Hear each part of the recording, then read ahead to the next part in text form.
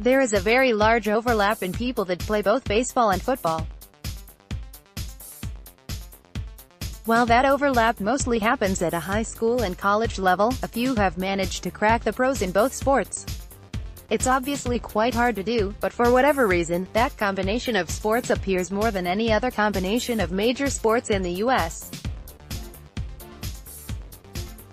Over the years, the Yankees have had several people in the organization who either have played both sports, or at some point considered it. These five are probably the most notable. George Halas. Halas is known as the legendary player, coach, executive, and owner of the Chicago Bears, who helped form the league now known as the NFL. Before winning any of his 6 championships with the Bears, he was a mediocre outfielder for the Yankees. After serving in the military and graduating college, Halas signed with the Yankees and pretty much jumped straight to the majors. He proceeded to go 2 for 22 at the plate in 12 games, got injured, and never played baseball again. Given his status as a Football Hall of Famer, everything turned out okay for Halas. Hinky Haynes. I did a full article on Haynes, which you can find here. He is probably the least known person on this list, but he does have an accolade no one else does. He is the only person to have won both an MLB and an NFL championship. As the Murderers Row 1927 Yankees were wrapping up their World Series championship, Haynes was in the midst of leading the Giants to that season's NFL title. 4 years earlier, he was still a semi-pro football player and a member of the Yankees' first ever championship team in 1923. Haynes wasn't exactly a great baseball player, as he recorded just 4 major league hits. He did score the game-tying run in the Yankees' championship-clinching win, though. That would be his final Major League Baseball game, but his contributions on that day allowed him to be the sole member of an extremely impressive club. John Elway. In 42 games in Low A, Elway hit .318, .432, .464. Obviously that's a long way to go to the majors, but that's pretty good.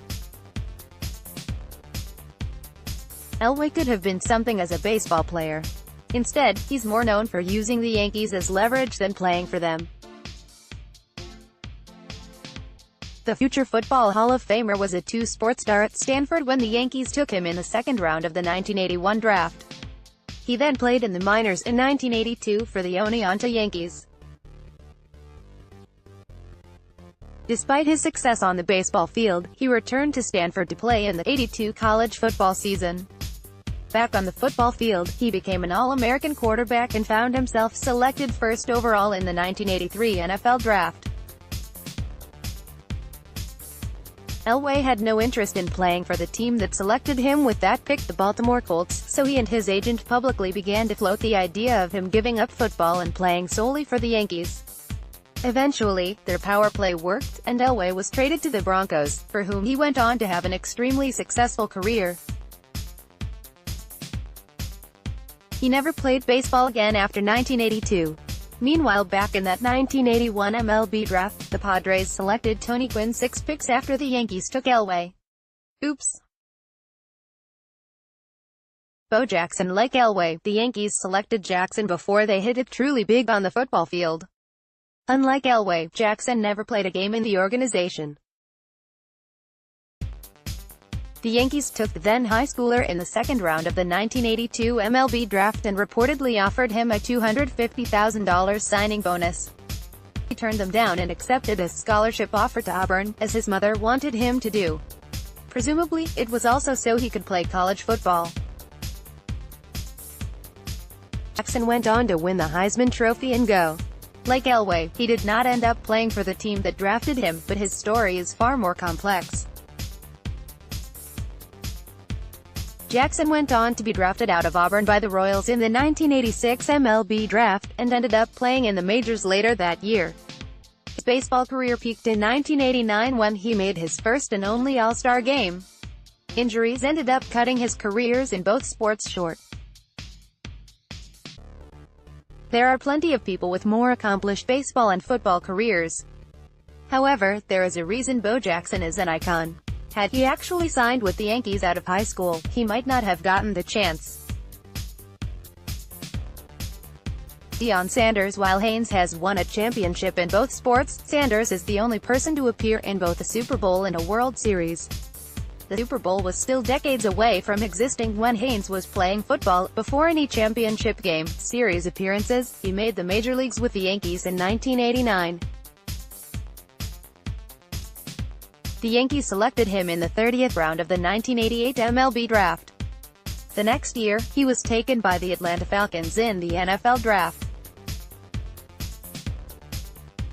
Like Elway, Sanders used the Yankees as leverage against his new NFL team, but Sanders actually ended up suiting up in pinstripes. He made his major league debut on May 31, 1989. He played just 71 games across 2 seasons for the Yankees. He wasn't great for the Yankees, with the highlight of his time in New York being an inside-the-park home run in 1990. They released him in September. The Braves picked Sanders up in January, and he went on to give them a couple solid seasons. It was in Atlanta where he appeared in the World Series, and also played in a football game and sat on the bench for a playoff baseball game on the same day. As for his NFL career, he won 2 Super Bowls, made 8 Pro Bowls, and made the Hall of Fame. Pretty good. Sources: https://sabr.org/bioproj/person/5863808 https://www.nytimes.com/1984/sports/sports-times-jackson-kid-bow-jackson-was-boy-come-and-up.html https://www.milb.com/news/before-the-broncoes-LA-before-bronx-776 https://www.nytimes.com/1989/08/20/sports-people-football-dion-sanders-fed-up.html